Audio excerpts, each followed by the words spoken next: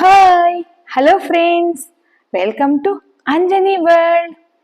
భాస్కర్ వాళ్ళ అమ్మని వాళ్ళ నాన్నని హగ్ చేసుకొని, థ్యాంక్స్ అమ్మా, థ్యాంక్ యూ నాన్న, రేపటి నుంచి మీ కోడలి మనసులో భర్తగా స్థానం సంపాదించడానికి నా వంతు ప్రయత్నం నేను చేస్తాను అని అంటాడు భాస్కర్.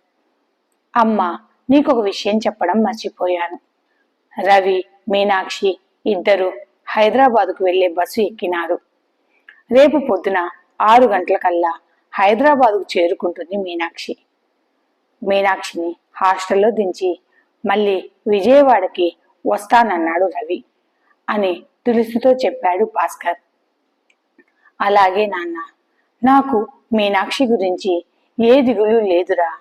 నా దిగులంతా నీ గురించే.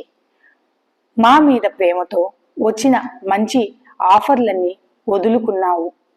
ఇక్కడే మాతో పాటే ఉండాలని ఇక్కడ వ్యాపారం చేస్తున్నావు అని దిగులుగా అంటుంది తులసి. ఆంజనేయులు తులసి వైపు చూసి, భాస్కర్ విషయంలో నువ్వు దిగులు పడవలసిన అవసరమే లేదు. వాడిని ఆదిత్యనే చూసుకుంటాడు. ఆదిత్య నాకు మాట ఇచ్చాడు. ఆదిత్య బిజినెస్లో భాస్కర్ని చేర్చుకుంటానని.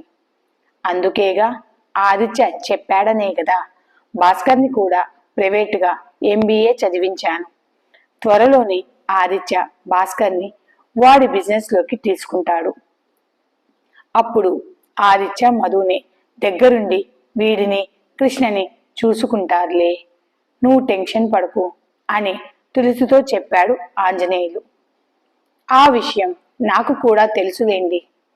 మొన్న పెళ్లికి వచ్చినప్పుడు కూడా ఆదిత్య నాతో భాస్కర్ని త్వరలోనే నా దగ్గరికి తీసుకుని వెళ్తాను పిన్ని, నువ్వు టెన్షన్ పడకు పిన్ని అని చెప్పాడు అని నవ్వుతూ అంటుంది తులసి.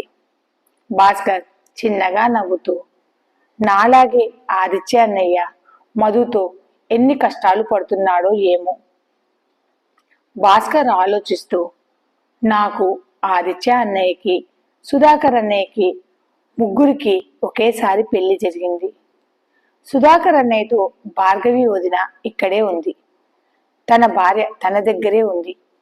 ఆదిత్య అన్నయ్య తన భార్యని తనతో పాటు తాను ఉండే చోటుకి తీసుకుని వెళ్ళి కష్టమో ఇష్టమో తన భార్యని తన దగ్గరే పెట్టుకున్నాడు. మరి నా దగ్గరే నా భార్య ఉండకుండా తన పుట్టింటికి వెళ్ళింది. నాకొక్కడికి ఎందుకిలా జరుగుతోంది అనే ఆలోచనలో ఉన్నాడు భాస్కర్. భార్గవి వదిన, మధు, కృష్ణ ఒకే తల్లి పిల్లలు. భార్గవి వదిన, మధు తన భర్తల దగ్గరే ఉన్నారు. కృష్ణ మాత్రం నాకు దూరంగా ఉంది. కృష్ణ నన్ను ఎందుకు అర్థం చేసుకోవట్లేదు? కనీసం రోజుకు ఒకసారి ఫోన్ చేసి మాట్లాడొచ్చు కదా అని అనుకుంటాడు భాస్కర్. ఆ రోజు రాత్రి రామయ్య ఇంట్లో భారతి, రామయ్య తమ గదిలో పడుకొని ఉండగా వంటగదిలో ఏదో శబ్దం రావడంతో భారతికి మెలకువ వచ్చి గడియారం వైపు చూసింది. సమయం 2. ఈ టైంలో వంటగదిలో ఎవరా అని భారతి లేచి నెమ్మదిగా వంటగది వైపు వెళ్ళింది. వంటగదిలో నుంచి సుధాకర్ రావడం గమనించింది భారతి. సుధాకర్ని పిలవబోయింది.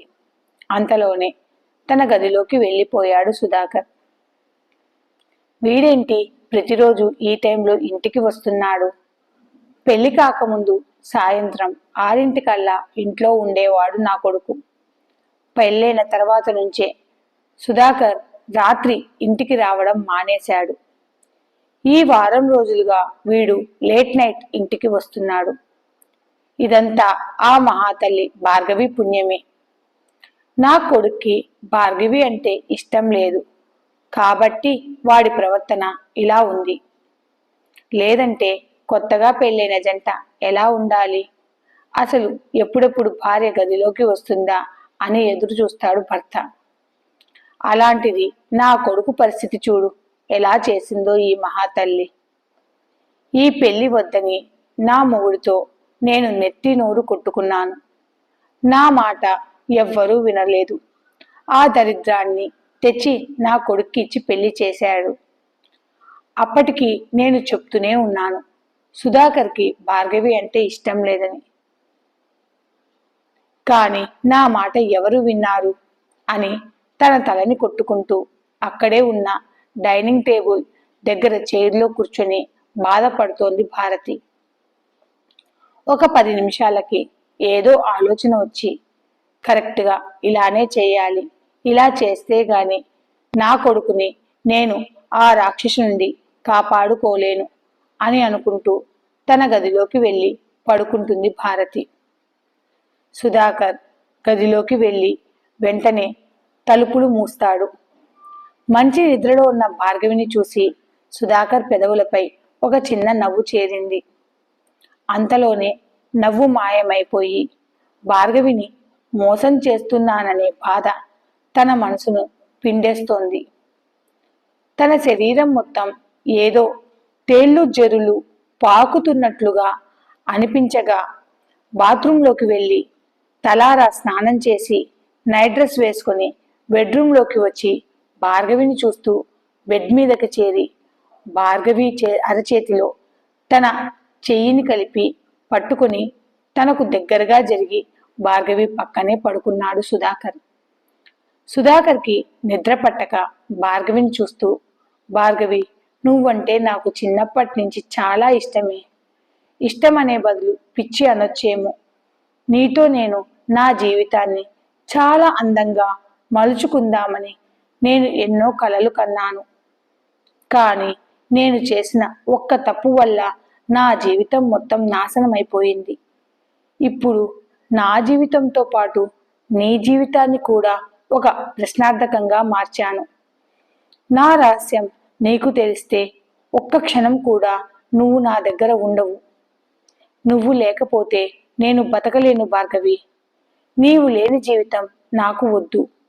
అందుకే సాధ్యమైనంత వరకు నేను ఏం చేస్తున్నాననే విషయం నీకు తెలియకుండా జాగ్రత్త పడతాను. ఎందుకిలా రోజు రాత్రి నీ దగ్గరకు లేటుగా వస్తున్నాననే విషయం నీకు తెలియకుండా జాగ్రత్త పడతాను. నీకు ఈ విషయం తెలియనంత వరకు నీవు నా పక్కనే నా దగ్గరే ఉంటావు. అది చాలు ఈ జన్మకి. కానీ ఎప్పుడైతే నా రహస్యం నీకు తెలుస్తుందో అప్పుడు నేను ఏమి చెయ్యాలా అనేదే నా ఆలోచన. నిన్ను ఎలా ఆపాలి? నీవు నన్ను అపార్థం చేసుకుంటే నేను తట్టుకోలేను భార్గవి. అలా అని నా నిజం నీకు తెలిసిన వెంటనే నువ్వు నా నుండి దూరమైతే అది తట్టుకోలేను. నీకు ఒక విషయం చెప్పనా? ఇన్నాళ్ళు నేనేమి ఆనందంగా లేను భార్గవి. రోజు నరకం అనుభవిస్తున్నాను. ఎప్పుడెప్పుడు ఆ నరకంలో నుంచి బయటపడతానా అని ఎదురు చూస్తున్నాను. ఎప్పుడైతే నేను నిన్ను పెళ్లి చేసుకుంటున్నాను అనే విషయం తెలిసిందో అప్పుడే నా జీవితంలో సంతోషం తొంగి చూసింది. ఇక నాకు మంచి రోజులు వచ్చాయి ఏమోనని అనుకున్నాను. కానీ అదంతా నా భ్రమ అని మనకు పెళ్లి జరిగిన మొదటి రోజే నాకు అర్థమయ్యింది. ఈ సంతోషం కూడా ఎక్కువ సమయం నా దగ్గర ఉంచదలుచుకోలేదేమో ఆ దేవుడు. అవునులే, నేను చేసిన తప్పు అలాంటిది. ఆ తప్పు నన్ను అగ్నిలా దహించి వేస్తోంది భార్గవి. కానీ ఒకటి మాత్రం నిజం భార్గవి, నా తప్పు వల్ల నీకు ఎటువంటి బాధ కలగనివ్వను. నేను ప్రతిరోజు ఎంత నరకం అనుభవించినా సరే నీ దగ్గరకు వచ్చి నిన్ను చూసిన మరుక్షణమే నా మనసులోని బాధనంతా మాయమైపోయి ఏదో తెలియని ఆనందం నాకు కలుగుతుంది. భార్గవి, నిన్ను ఒకటి మాత్రమే అడుగుతాను. నా రహస్యం తెలిసినా కూడా నన్ను వదిలిపెట్టి ఎక్కడికి వెళ్ళకు. కావాలంటే నన్ను కొట్టు, తిట్టు, ఆఖరికి చంపేసేయ్. అంతేకాని నన్ను మాత్రం ఒంటరివాడిని చేసి నువ్వు వెళ్ళిపోకు ప్లీజ్ భార్గవి అని చాలా బాధపడుతూ భార్గవిని గట్టిగా హత్తుకుని పడుకుంటాడు సుధాకర్. మంచి నిద్రలో ఉన్న భార్గవి తనను ఎవరో పట్టుకున్నట్లు అనిపించి ఉలిక్కిపడి లేస్తుంది. సుధాకర్ దూరం జరిగి సారీ, నిద్ర లేపేశానా అని అంటాడు. భార్గవి తన కళ్ళను నలుపుకుంటూ సుధాకర్ని చూసి మీరా ఎప్పుడొచ్చారు అని అడుగుతుంది. నేను వచ్చి చాలాసేపు అయింది భార్గవి. తమరు మంచి నిద్రలో ఉన్నారు కదా, ఎందుకు నిద్ర లేపడం అని లేపలేదు అని అంటాడు సుధాకర్. ఓహో అని టైం వైపు చూసింది భార్గవి. టైం 2:30. భార్గవి సుధాకర్ వైపు చూసి అవునండి, మీరు ట్యూషన్లో అర్ధరాత్రి వరకు ఏం చేస్తుంటారు అని అడుగుతుంది భార్గవి. ఆ దోమల్ని ఈగల్ని చంపుకుంటూ వాటిని లెక్క పెట్టుకుంటూ ఉంటాను అని అంటాడు సుధాకర్. అవునా అని ఏమన్నారు అని అంటుంది భార్గవి. నేనేమన్నాను, నేనేమీ అనలేదు, కానీ నా మీద 10th క్లాస్ పిల్లల బాధ్యత ఉంది కదా, వాళ్ళని చదివించి వాళ్ళ డౌట్స్ తీర్చి వచ్చేసరికి ఇదిగో ఈ టైం అవుతుంది. ఇప్పటికే టైం 3 అవుతోంది. నువ్వు ఇలా నన్ను ప్రశ్నల మీద ప్రశ్నలు అడుగుతూ ఉంటే నేను నిద్రపోవాలా, నీకు సమాధానమే చెప్పాలా అని. ప్లీజ్, నేను బాగా అలసిపోయాను భార్గవి, రేపు మాట్లాడుకుందామా అని అంటాడు సుధాకర్. సుధాకర్ చెప్పింది అంతా నిజం అనుకుంటుంది భార్గవి. పాపం బావ పొద్దుటి నుంచి అర్ధరాత్రి వరకు ఎంతో కష్టపడి వస్తున్నాడు. నేనేమో బావ మీద అనుమానంతో అర్ధరాత్రి మధ్యల దరువుగా నేను బావని ప్రశ్నల మీద ప్రశ్నలు అడుగుతూ ఉన్నాను అనుకుంటుంది భార్గవి. సారీ బావా, పడుకో అని చెప్పి తాను కూడా పడుకుంటుంది. భార్గవి అని పిలుస్తాడు సుధాకర్. ఆ అని వెనక్కి తిరిగి చూసింది భార్గవి. నేను నీ మీద చెయ్యి వేసుకొని పడుకోనా అని ఎంతో అమాయకంగా అడుగుతాడు సుధాకర్. దానికి భార్గవి తడబడుతూ హా అని అంటూ ఉండగా ఊరికినే చెయ్యి మాత్రమే వేస్తా, అంతే, నేనేమీ నిన్ను చెయ్యనులే అని నవ్వుతూ అంటాడు సుధాకర్. భార్గవి కూడా ఆ రోజు ఆదిత్యని మర్చిపోయి సుధాకర్తో తన కొత్త జీవితాన్ని గడపాలని గట్టిగా నిర్ణయించుకుంది కాబట్టి చెయ్యి మాత్రమే వేసుకొని పడుకో బావా అని మరీ మరీ చెప్పి భార్గవి పడుకుంటుంది. సుధాకర్ భార్గవి మీద చెయ్యి వెయ్యగానే భార్గవి కంగారు పడుతూ సుధాకర్ వైపు చూసింది. ఏంటి, నడుంపై చెయ్యి వేశాననా అలా చూస్తున్నావు అని అంటాడు సుధాకర్. ఎలాగో నిద్ర చెడిపోయింది కదా, కాసేపు కబుర్లు చెప్పుకుందామా అని అంటాడు సుధాకర్.